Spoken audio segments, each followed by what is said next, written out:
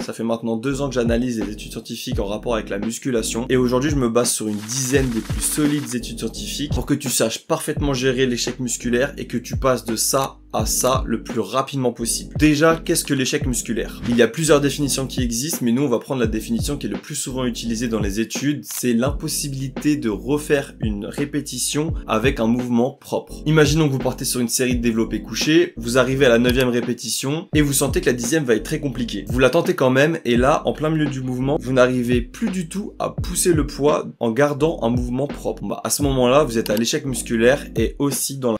Beaucoup d'influenceurs et de bodybuilders recommandent d'aller tout le temps à l'échec musculaire pour prendre le plus rapidement du muscle. Mais que disent les études à ce sujet? On a 5 études super bien réalisées qui ont testé ça directement pour nous. Chacune de ces études avait 2 groupes, un groupe qui allait tout le temps à l'échec et un groupe qui s'arrêtait environ à 2 répétitions avant l'échec musculaire. Donc le deuxième groupe, au lieu d'aller à 10 répétitions et être complètement à l'échec musculaire, il s'arrêtait à 8 répétitions. Ils ont gardé 2 en réserve. Chacune de ces études ont trouvé des résultats similaires en termes de prise de muscle pour les 2 groupes. Donc aller à l'échec ou s'arrêter 2 répétitions à l'échec d'après ces études amène à la même prise de muscle. Mais si on regarde les résultats en détail, on se rend compte que les 2 groupes avaient toujours un volume équivalent. Quand je parle de volume ici, je parle du nombre de répétitions fois le nombre de séries fois le poids soulevé. Par exemple, si vous faites 4 séries de 10 répétitions avec 60 kg sur du développé couché, votre volume sera de 4 x 10 x 60, 2400 kg. Donc votre volume est de 2400 kg. Et là, vous vous dites que c'est pas normal parce que le groupe qui allait à l'échec faisait forcément plus de répétitions vu qu'il ne gardait pas des répétitions en réserve. Donc vous pensez que ça ressemble plutôt à ça. Le groupe de l'échec musculaire arrivait à faire 10 répétitions à chaque série. Donc il faisait 10 répétitions à la première série, 10 répétitions à la deuxième, etc. Et les groupes qui s'arrêtaient 2 répétitions à l'échec faisaient 8 répétitions, donc ils gardaient 2 répétitions en réserve, et continuaient à faire 8 répétitions parce qu'ils gardaient toujours 2 répétitions en réserve. Sauf qu'il manque un facteur très important ici, c'est la fatigue. Cette étude conduite par Refalo en 2023 a testé la fatigue générée quand on allait à l'échec musculaire, quand on s'arrêtait 1 répétition avant l'échec ou quand on s'arrêtait 3 répétitions avant l'échec. Les résultats ont montré que les séries à l'échec apportaient beaucoup plus de fatigue que les 2 autres conditions. Les participants, quand ils allaient à l'échec, perdaient plus de répétitions, avaient plus de courbatures, se sentaient moins bien mentalement que les autres groupes et étaient plus fatigués que les groupes qui s'arrêtaient proches de l'échec musculaire. Donc si on retourne à nos groupes précédents et qu'on reprend les exemples en prenant en compte la fatigue, ça ressemblerait plutôt à ça. Le groupe qui va à l'échec fait 10 répétitions à l'échec, ensuite il n'arrive qu'à faire 8 répétitions à l'échec, donc à la 8e répétition il ne pouvait pas en faire une de plus. Ensuite, à cause de la fatigue, ils perdent encore 2 répétitions, donc ils tombent à 6 répétitions, ils ne pouvaient pas aller plus loin, et ensuite ils font 5 répétitions.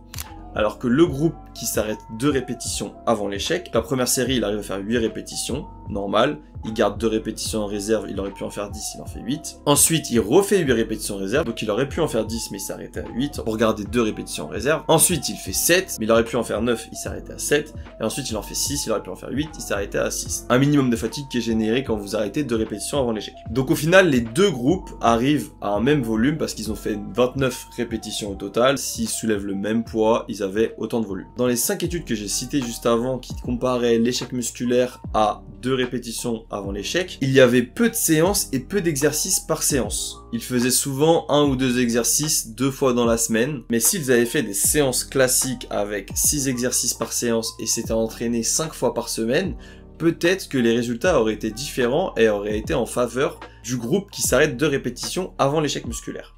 Et dans cette méta-analyse réalisée par Refalo et ses collègues, donc une méta-analyse c'est un résumé de plusieurs études, ici il y en avait 20, les scientifiques nous proposent ce graphique. On voit que la prise de muscle augmente jusqu'à l'échec musculaire, mais à un certain seuil, la fatigue est beaucoup trop importante pour que ce soit vraiment bénéfique. Donc le ratio prise de muscle fatigue n'est pas assez bon pour aller tout le temps à l'échec. Le ratio le plus intéressant serait de s'arrêter un peu avant l'échec, vous économiserez de la fatigue, donc au fil du temps vous accumulerez plus de volume, donc plus de muscles. Avec ça, on comprend que s'arrêter 2 répétitions avant l'échec est beaucoup plus intéressant que aller à l'échec sur le long terme. Mais comment savoir si on s'arrête bien 2 répétitions avant l'échec musculaire si on n'a jamais été à l'échec musculaire? Cette étude de Halperin et ses collègues montre que les pratiquants ont beaucoup de mal à estimer leurs répétitions en réserve, surtout quand ils dépassent 12 répétitions par série. Et cette étude, conduite par Barbosa Neto, a demandé aux participants de prendre un poids avec lequel ils pouvaient faire maximum 10 répétitions. Et il y a seulement 20 100% des participants qui ont à peu près trouvé le bon poids et 80% des autres participants ont fait entre 13 et plus de 20 répétitions au total avec ce poids qui était censé leur permettre de faire seulement 10 répétitions. Donc l'estimation des répétitions en réserve est très compliquée pour les pratiquants, qu'ils soient confirmés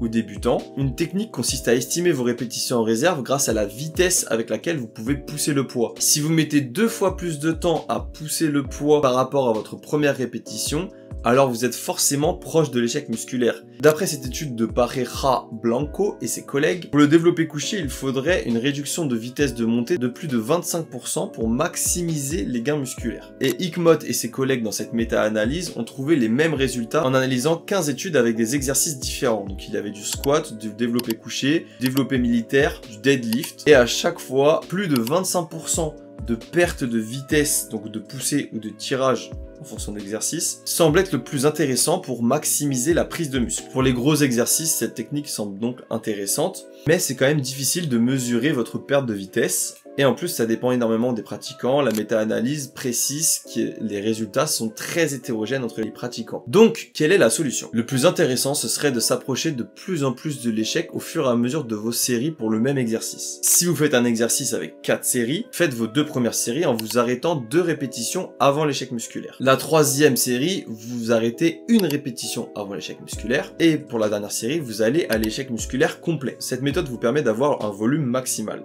Si on reprend l'exemple d'avant, la première série, vous allez vous arrêter à 8 répétitions, donc vous auriez pu en faire 10, mais vous vous arrêtez à 8 en prenant 2 répétitions en réserve.